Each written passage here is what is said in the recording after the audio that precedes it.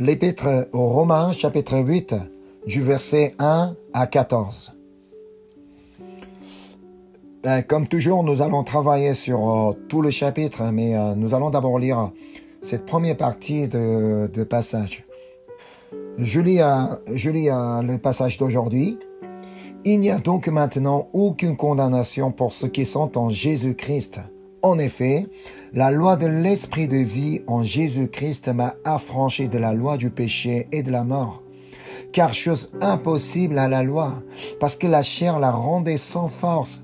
Dieu a condamné le péché dans la chair en envoyant, à cause du péché, son propre Fils dans une chair semblable à celle du péché.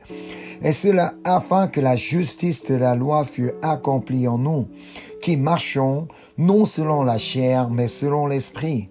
Ceux, en effet, qui vivent selon la chair s'affectionnent aux choses de la chair, tandis que ceux qui vivent selon l'esprit s'affectionnent aux choses de l'esprit. Et l'affection de la chair, c'est la mort, tandis que l'affection de l'esprit, c'est la vie et la paix. Car l'affection de la chair est inimitié contre Dieu, parce qu'elle ne se soumet pas à la loi de Dieu et qu'elle ne le peut même pas. Or, ceux qui vivent selon la chair ne sauraient plaire à Dieu. Pour vous, vous ne vivez pas selon la chair, mais selon l'esprit, si du moins l'esprit de Dieu habite en vous. Si quelqu'un n'a pas l'esprit de Christ, il ne lui appartient pas. Et si Christ est en vous, le corps, il est vrai, il est mort à cause du péché, mais l'esprit est vie à cause de la justice.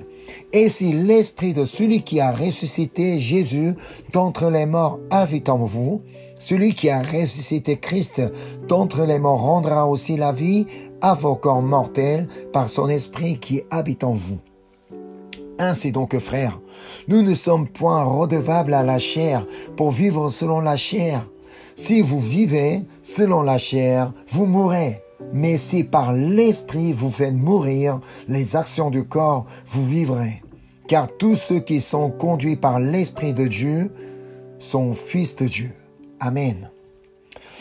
Le chapitre 8 commence avec cette déclaration très très forte. Il n'y a donc maintenant aucune condamnation pour ceux qui sont en Jésus-Christ. Amen. Parce que, comme nous avons étudié au chapitre précédent, nous ne pouvons qu'être condamnés selon la loi de Dieu.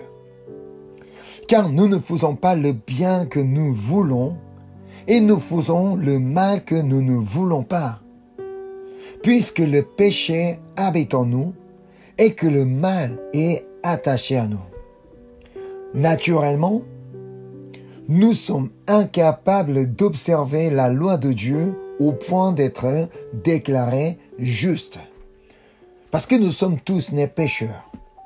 C'est notre nature. Vraiment, depuis notre naissance, nous sommes incapables d'observer la loi de Dieu au point d'être justifiés. On ne mérite pas. C'est la raison pour laquelle Paul s'est dit « Misérable que je suis, qui me délivrera du corps de cette mort ?» Notre ennemi Satan ne cesse de nous condamner ainsi. Et toi, regarde-toi, tu n'es qu'un pécheur. Tu dis que tu es chrétien, tu vas à l'église. Mais tu vois, tu pêches encore aujourd'hui. Tu ne mérites ni la justification, ni le pardon, ni le salut, ni la vie éternelle. Tu crois toujours que Dieu te sauvera, un pécheur comme toi. Et voici, les premiers versets du chapitre 8 sont la réponse qu'on peut donner au Satan qui nous condamne sans cesse. Les 4 premiers versets du chapitre d'aujourd'hui. Il n'y a donc maintenant aucune condamnation pour ceux qui sont en Jésus-Christ. En effet, la loi de l'esprit de vie en Jésus-Christ m'a affranchi de la loi du péché et de la mort. Car chose impossible à la loi, parce que la chair la rendait sans force. Dieu a condamné le péché dans la chair en envoyant, à cause du péché, son propre Fils dans une chair semblable à celle du péché, et cela afin que la justice de la loi fût accomplie en nous, qui marchons non selon la chair, mais selon l'Esprit.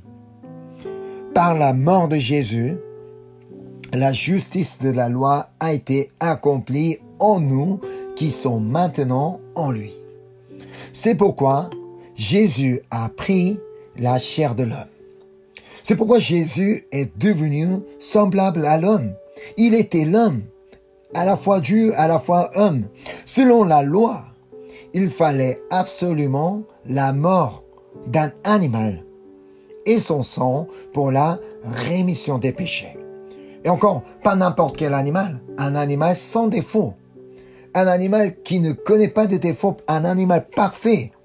Et encore, il fallait son sang pour la rémission des péchés. C'est ce que dit Hébreux, chapitre 9, du verset 22 à 28. Et presque tout, d'après la loi, est purifié avec du sang, et sans effusion du sang, il n'y a pas de pardon. Il était donc nécessaire, puisque les images des choses qui sont dans les cieux devaient être purifiées de cette manière, que les choses célestes elles-mêmes le fussent par des sacrifices plus excellents que ceux-là. Car Christ n'est pas entré dans un sanctuaire fait de main d'homme, en imitation du véritable, mais il est entré dans le ciel même, afin de comparaître maintenant pour nous devant la face de Dieu. Et ce n'est pas pour s'offrir lui-même plusieurs fois qu'il est entré, comme le souverain sacrificateur entre chaque année dans le sanctuaire avec du sang étranger. Autrement, il aurait fallu qu'il eût souffert plusieurs fois depuis la création du monde, tandis que maintenant, à la fin des siècles, il a paru une seule fois pour abolir le péché par son sacrifice. Et comme il est réservé aux hommes de mourir une seule fois, après quoi vient le jugement, de même Christ, qui s'est offert une fois pour porter les péchés de plusieurs, apparaîtra sans péché une seconde fois à ceux qui l'attendent pour leur salut. C'est la raison pour laquelle Jésus a dit « Tout est accompli » avant de mourir sur la croix. Par sa mort, Jésus a porté les péchés de plusieurs. Ici, on ne dit pas que les péchés de tout le monde. Et surtout, on a précisé que les péchés de plusieurs. C'est parce que Jésus a porté les péchés de ceux qui croient en lui. C'est vrai, donc Jésus est mort pour tout le monde. Mais uniquement ceux qui croient en Jésus peuvent être pardonnés de ses péchés. Jésus-Christ est mort pour tout le monde, mais cela ne signifie pas que tous les péchés de non-croyants sont purifiés aussi. Non, ne sont pas encore pardonnés, mais uniquement pour ceux qui croient en Jésus-Christ. Jésus a porté leurs péchés. Ceux qui croient en lui sont morts avec Jésus. Au moment de la mort de Jésus, nous, lorsque nous croyons en Jésus, nous sommes aussi morts avec Jésus. Et si on est en vie aujourd'hui, c'est parce que Jésus est ressuscité. Je ne suis pas donc la même personne que j'étais avant de devenir chrétien. Avant de croire en Jésus, je marchais selon la chair. Mais depuis que je crois en Jésus, je marche maintenant selon l'Esprit. C'est ce qu'on peut lire dans l'Épître aux Galates, chapitre 2, du verset 19 et 20. Car c'est par la loi que je suis mort à la loi, afin de vivre pour Dieu. J'ai été crucifié avec Christ, et si je vis, ce n'est plus moi qui vis, c'est Christ qui vit en moi. Si je vis maintenant dans la chair, je vis dans la foi au Fils de Dieu qui m'a aimé et qui s'est livré lui-même pour moi. Si je peux vivre aujourd'hui dans la foi au Fils de Dieu qui m'a aimé et qui s'est livré lui-même pour moi, c'est parce que le Saint-Esprit est en moi. Si je peux croire que Jésus-Christ est mort et ressuscité, ce n'est pas moi. C'est parce que le Saint-Esprit est en moi. Sans le Saint-Esprit, nul ne peut confesser que Jésus est le Christ. Alors, si je peux croire et je peux confesser que Jésus est mort pour moi et que Jésus est ressuscité pour moi, ça ne vient pas de moi. C'est parce que le Saint-Esprit qui est en moi me fait confesser et croire ainsi. Nous-mêmes, nous ne pouvons pas en croire aussi facilement. S'il était facile de croire en Jésus, pourquoi y aurait-il encore autant de personnes qui ne croient pas en lui?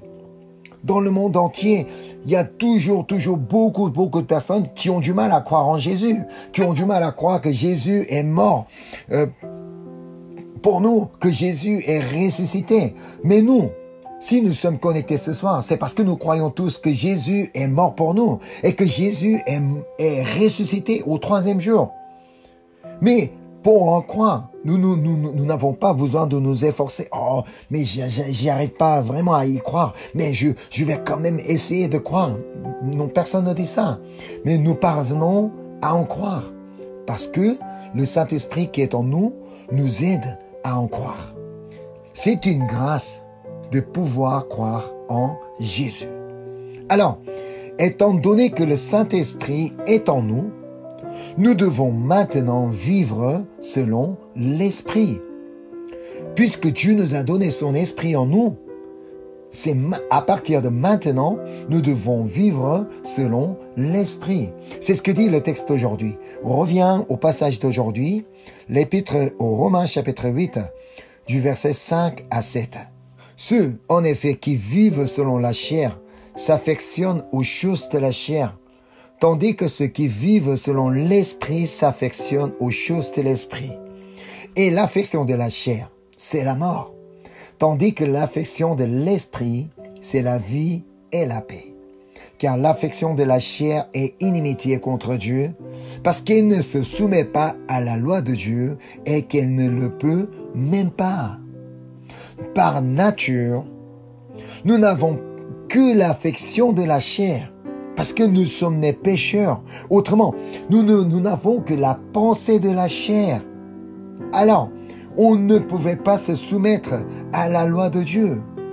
Il était difficile de nous soumettre à la loi de Dieu. Et on n'en était même pas capable.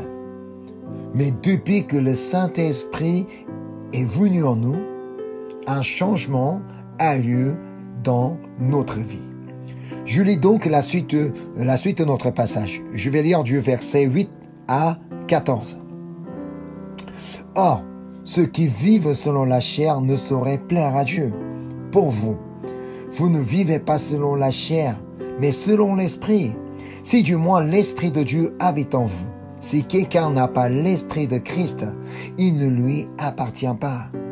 Et si Christ est en vous, le corps, il est vrai, est mort à cause du péché, mais l'Esprit est vie à cause de la justice.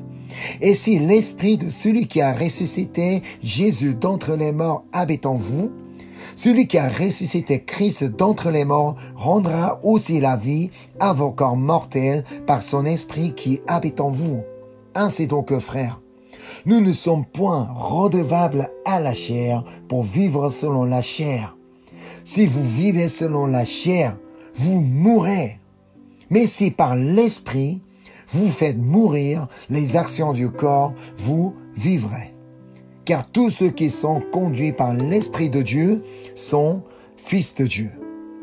Alors, quel changement a eu lieu dans notre vie depuis que nous avons cru en Jésus-Christ et depuis que le Saint-Esprit est venu en nous? Notre vie a commencé à être conduite par l'Esprit de Dieu. Parce que le Saint-Esprit nous enseigne ce que nous avons à faire en tant qu'enfants de Dieu, en tant que chrétiens. Je vais vous lire ce que Jésus a dit à propos du Saint-Esprit. Mais le Consolateur, l'Esprit Saint, que le Père enverra en mon nom, vous enseignera toutes choses et vous rappellera tout ce que je vous ai dit. Ce n'est pas parce que le Saint-Esprit est en nous que notre vie a connu un changement radical. Est-ce que tout a été changé brutalement pour vous depuis que vous croyez en Jésus? Vous ne péchez plus et vous n'avez aucun désir de pécher et vous ne faites que la volonté de Dieu. Non, nous savons très bien. Nous savons très bien que nous restons toujours faibles et impuissants face à la tentation du péché. Nous ne sommes pas aussi forts. Nous sommes assez fragiles face à la tentation du péché. Tout de même, le Saint-Esprit est là pour nous aider. C'est le changement que nous avons connu dans notre vie. Alors, comme nous avons lu tout à l'heure au verset 13 et 14, c'est à nous de faire mourir les actions du corps avec l'aide du Saint-Esprit afin de vivre. Ça veut dire, ce n'est pas le Saint-Esprit lui-même qui va faire mourir les actions du corps. Le Saint-Esprit est là pour nous parler. Et c'est à nous d'écouter et ça serait à nous d'aller faire mourir les actions du corps. Car le Saint-Esprit est toujours là pour nous dire ce qu'on ne doit pas faire et encore ce qu'on doit faire dans notre vie. C'est à nous de choisir soit être conduit par le Saint-Esprit ou soit ne pas être conduit par le Saint-Esprit. Autrement, soit être conduit par mes propres pensées, par mes propres convictions, par les convictions du monde, par les idées du monde. Mais comme nous pouvons lire au verset 14, ce sont ceux qui sont conduits par l'Esprit de Dieu sont fils de Dieu. Alors, ceux qui sont conduits par les idées du monde, par ses propres convictions, ils ne peuvent pas être appelés fils de Dieu. Alors, il nous est important d'être conduits par le Saint-Esprit. Je lis la suite, Romains chapitre 8, versets 15 et 16. « Et vous n'avez point reçu un esprit de servitude pour être encore dans la crainte, mais vous avez reçu un esprit d'adoption par lequel nous crions « Abba Père ». L'Esprit lui-même rend témoignage à notre esprit que nous sommes enfants de Dieu. Si nous sommes enfants de Dieu, nous devrions conduire comme enfants de Dieu. Nous savons déjà, si jamais il y a un enfant du roi, l'enfant devrait savoir se comporter et conduire en tant que le fils du roi. Il devrait avoir un comportement royal. Il ne devrait pas agir comme un mendiant. C'est ça. Si nous sommes enfants de Dieu, nous devrions savoir comporter et conduire comme un enfant de Dieu. À la fois, nous devrions faire mourir les actions du corps, dont le désir de pécher. On serait toujours tenté. Et on devrait toujours faire face à la tentation du péché, mais on ne devrait pas laisser faire. Alors, en demandant de l'aide du Saint-Esprit, on devrait vraiment lutter afin de ne pas pécher. On devrait faire tout notre effort. Et encore, à la fois, nous devrions être assurés, parce que nous sommes enfants de Dieu. Si Dieu est notre Père, cela signifie que notre Père, qui est notre Père? Notre Père est celui qui est tout-puissant, celui qui est omniscient, celui qui est omniprésent. Un père charnel ne peut pas tout faire pour son enfant, même s'il l'aime de tout son cœur. C'est vrai, moi aussi, en tant qu'un père, j'aime beaucoup mes enfants, mais je ne peux pas tout faire pour mes enfants. Lorsqu'ils sont à l'école, je ne peux pas faire quelque chose pour eux. Mais notre Père Céleste est différent. Il est avec nous partout où nous sommes. Il peut tout faire pour nous. Il connaît tout de nous. Alors nous n'avons pas à nous inquiéter et à craindre. Je me rappelle lorsque mon fils aîné était entré pour la première fois à l'école maternelle. Il avait beaucoup du mal à s'adapter à la vie de l'école. Alors donc il pleurait beaucoup avant d'entrer dans sa classe, tout ça. En tant qu'un père, j'avais beaucoup de mal au cœur. Mais en tant qu'un père charnel, je ne pouvais pas faire grand-chose. Et tout ce que je pouvais faire, c'est de confier aux mains du Seigneur. Parce que mon Dieu n'est pas uniquement mon père. Donc il est le père de mon enfant aussi. Alors, c'est notre Dieu, c'est mon Dieu qui pourra s'en charger et le garder et pour faire quelque chose pour lui. Alors donc, je ne pouvais que confier dans ses mains. C'est pareil, même pour notre vie. Notre Père Céleste, tout est dans ses mains. Alors, nous pouvons lui confier vraiment tout. Voici le message que donne à chacun de nous qui sommes ses enfants. On va aller voir Ésaïe chapitre 41, verset 10. Ne l'entendez pas comme si un Dieu lointain qui est en train de nous parler, mais c'est notre Père Céleste est en train de nous parler. Je lis, ne crains rien, car je suis avec toi. Ne promène pas des regards inquiets, car je suis ton Dieu. Je te fortifie, je viens à ton secours, je te soutiens de ma droite triomphante. Amen. Tout de même, notre vie n'est jamais paisible. Parfois, tout se passe bien sans aucun problème.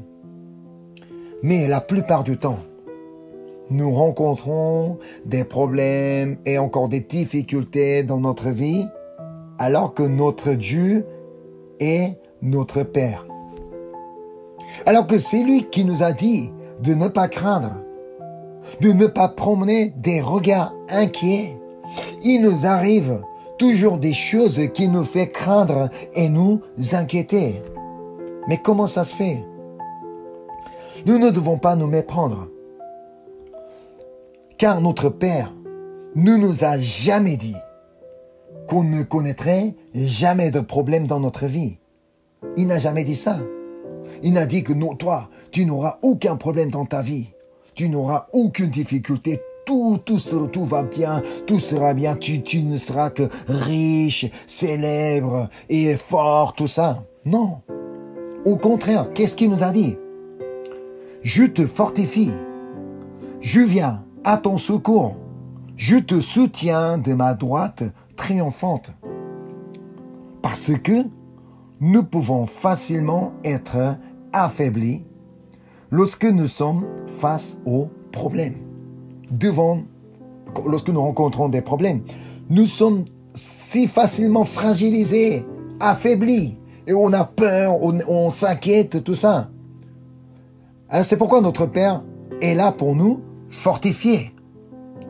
Il est là pour nous fortifier, nous qui sommes si faibles. Et parce que nous sommes exposés aux différents dangers qu'il nous dit, je viens à ton secours. Quand est-ce qu'on vient à notre secours? Donc, lorsque nous sommes en danger. C'est lorsque nous sommes en danger que quelqu'un viendra à notre secours. Mais quand on n'a pas de problème, on n'a pas raison de venir à notre secours. C'est quand Dieu nous parle ainsi, c'est parce que nous pouvons toujours être exposés aux différents dangers dans notre vie. Mais c'est là que Dieu nous dit, je viens à ton secours, je viens te secourir. Et encore, comme nous tombons, nous trébuchons facilement.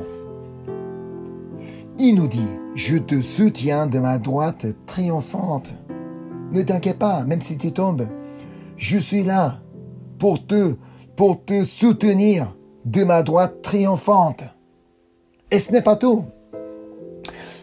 Alors que nous sommes enfants de Dieu, tout-puissant, créateur, roi des rois, mais nous pouvons être persécutés pour le fait que nous croyons en lui, pour le fait que nous sommes chrétiens. C'est là que le Saint-Esprit nous rappellera ce passage de Romains chapitre 8.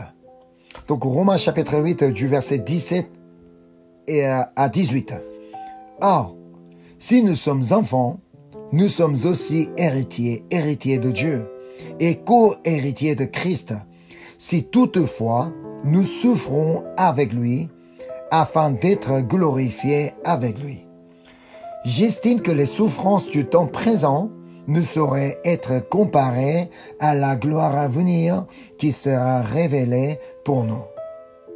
Oui, les souffrances du temps présent ne sauraient être comparées à la gloire à venir qui sera révélée pour nous. Car notre vie ne termine pas ici sur la terre. Le royaume de Dieu nous attend. La gloire de Dieu nous attend. Comme nous sommes enfants de Dieu, nous pouvons toujours avoir de l'espérance. Nous ne savons pas quand est-ce que nous irons dans ce royaume. Mais nous irons en tout cas un jour. Et nous pouvons avoir cette espérance. Pourtant, nous-mêmes, nous aurons du mal à persévérer et à continuer à espérer. Cependant, comme l'Esprit de Dieu est en nous, cela devient possible. Grâce au Saint-Esprit, que cela devient possible. Les versets 26 et 27 nous disent comment cela est possible. De même aussi, l'Esprit nous aide dans notre faiblesse, car nous ne savons pas ce qu'il nous convient de demander dans nos prières. Mais l'Esprit lui-même intercède par des soupirs inexprimables. Et celui qui sonde les cœurs connaît quelle est la pensée de l'Esprit, parce que c'est selon Dieu qu'il intercède en faveur des saints. Amen. L'Esprit de Dieu nous aide dans notre faiblesse en intercédant lui-même par des soupirs inexprimables. Ça veut dire quoi?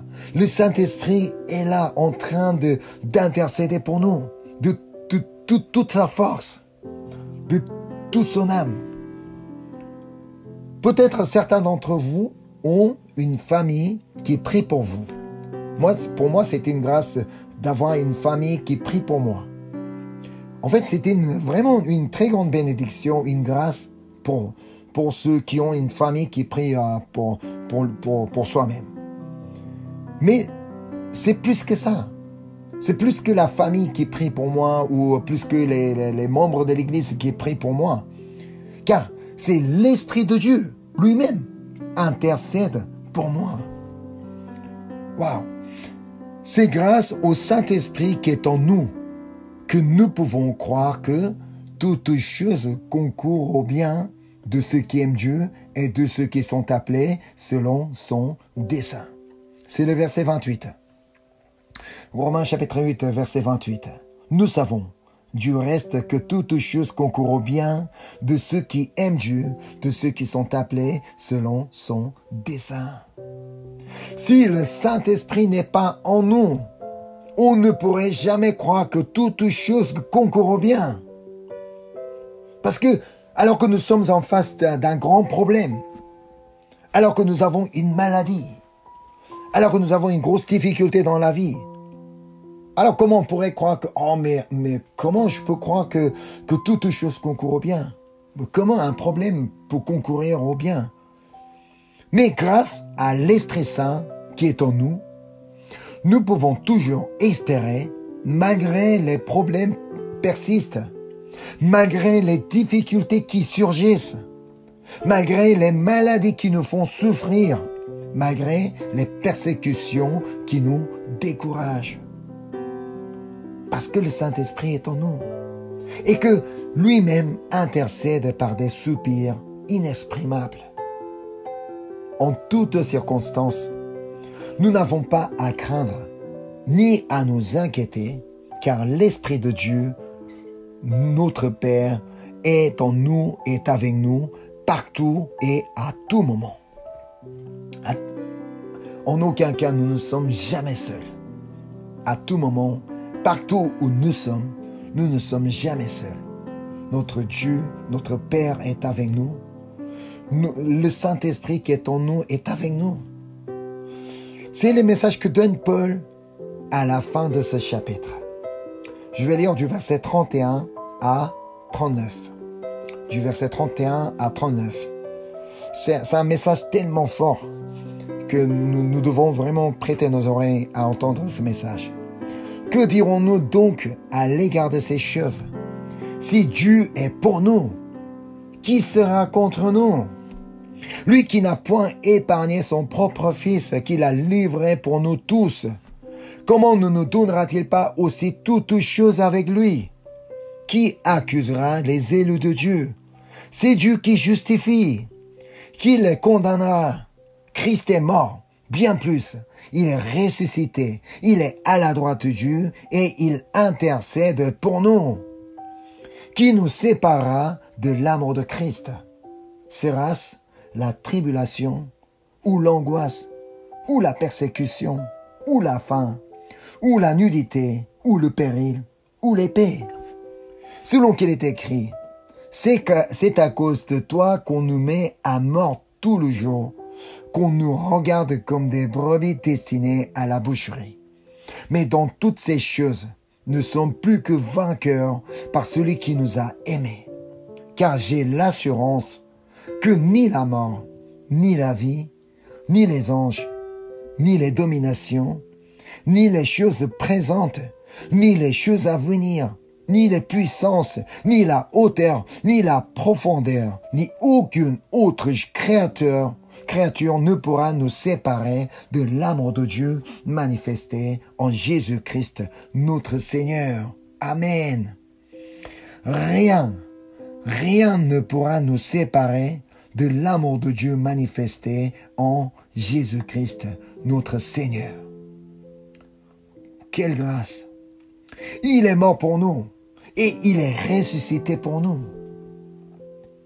Et maintenant, il est à la droite de Dieu et il intercède pour nous. Quelle grâce! Waouh! En plus, c'est le Saint-Esprit qui est en nous, l'Esprit que Dieu a envoyé en nous. Qu'est-ce qu'il fait? Il intercède également pour nous par des soupirs inexprimables. Jésus prie pour nous, le Saint-Esprit prie pour nous. Waouh! C'est pourquoi nous avons une bonne raison de ne pas craindre et ne pas nous inquiéter. Parce qu'il est là en train de tout faire dans notre vie. Il est là pour nous fortifier. Il est là pour venir à notre secours. Il est là pour nous soutenir avec de sa main triomphante. Voyez combien notre Père Céleste est si bon. Notre Père, il est vraiment super bon. Si ce Dieu est pour nous, ce Dieu est notre Père. Et s'il est pour nous, qui sera contre nous? Personne. C'est pourquoi Paul commence ainsi le chapitre 8. Il n'y a donc maintenant aucune condamnation pour ceux qui sont en Jésus-Christ. Amen. Oui, nous pourrons toujours trébucher. Il est toujours possible de tomber, d'être tenté et encore de transgresser la loi de Dieu. Mais sachez que Dieu n'attend pas qu'on soit parfait ou intègre. Dieu n'attend pas à nous qu'on soit quelqu'un de parfait, qui ne connaît aucun défaut, qui observe toutes les lois, tous les commandements de Dieu. Parce que nous en sommes incapables. Dieu veut simplement que nous reconnaissions notre faiblesse. C'est parce que si nous reconnaissons que nous sommes faibles, c'est là que on va toujours aller demander de l'aide. Et on va toujours chercher le Seigneur. On va toujours chercher à prier Dieu. C'est parce que nous sommes faibles que Jésus-Christ est mort et ressuscité pour nous. C'est parce que nous sommes faibles que le Saint-Esprit est venu en nous. Et encore, c'est parce que nous sommes faibles que Dieu est notre Père. En aucun cas, l'amour de Dieu envers nous ne peut être changé. Ce n'est jamais possible que l'amour de Dieu soit changé. Non. L'amour de Dieu, c'est l'agapé, un amour sans condition. Alors cet amour ne peut pas être changé. Rien ne pourra nous séparer de l'amour de Dieu manifesté en Jésus-Christ, notre Seigneur. Alors, rassurez-vous. En toutes circonstances, rassurez-vous. Et restez auprès de votre Père céleste. Notre Dieu n'est pas un Dieu lointain, ou bien un Dieu, un monsieur Dieu, ou un monsieur voisin. Non, il est notre Père. Alors, vivez selon l'Esprit de Dieu, étant donné que notre Père nous a envoyé son Esprit. C'est pour que nous vivions selon son Esprit. Parce qu'il est là pour nous enseigner et pour nous rappeler tout ce que Jésus a dit. C'est afin de nous aider à observer la loi de Dieu, à vivre selon la volonté de Dieu. Et si nous pouvons vivre selon l'Esprit de Dieu, ainsi on ne vivra pas selon la chair. On ne va pas passer la vie à pécher, mais on va pouvoir vivre selon l'Esprit qui nous donne la vie et la paix.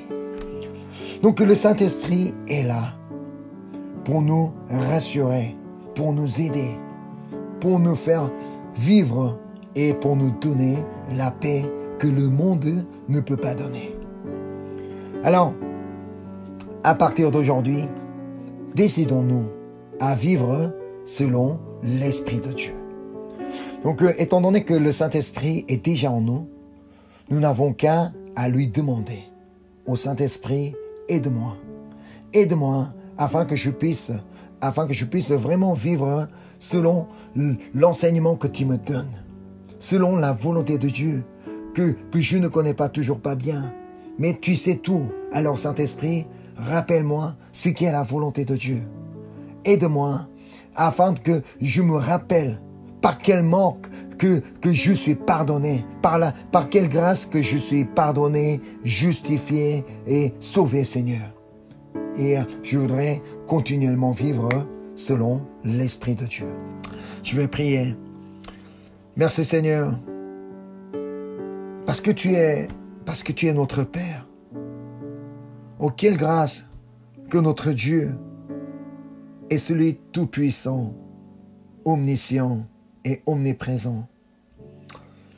Alors, nous savons que nous avons de quoi être rassurés, Seigneur. En plus, Jésus-Christ est mort pour nous et Jésus-Christ est ressuscité pour nous. Alors, par quelle grâce que nous sommes sauvés, Seigneur, et que par quelle grâce que nous sommes justifiés, Seigneur. Merci parce que encore tu nous as envoyé le Saint-Esprit afin de nous aider. Parce que tu sais que nous sommes si faibles. Et merci parce que le Saint-Esprit est là pour nous intercéder. Et encore merci parce que Jésus-Christ est en train d'intercéder pour nous à la droite de Dieu. Merci parce que tu es en train vraiment de tout faire dans notre vie. Alors tout ce qu'on a à faire, c'est de te suivre, Seigneur, et de marcher selon l'Esprit que tu nous as donné, Seigneur. Nous voulons continuer à vivre pour toi. Nous voulons continuellement suivre ton chemin, Seigneur. En aucun cas, nous ne voulons être conduits par l'affection de la chair. Nous voulons toujours être par le Saint-Esprit. Merci pour le message que tu as donné aujourd'hui et nous voulons continuellement entendre la voix du Saint-Esprit. Et merci encore une fois pour ta grâce, pour ton amour. Je te prie au nom de Jésus-Christ. Amen.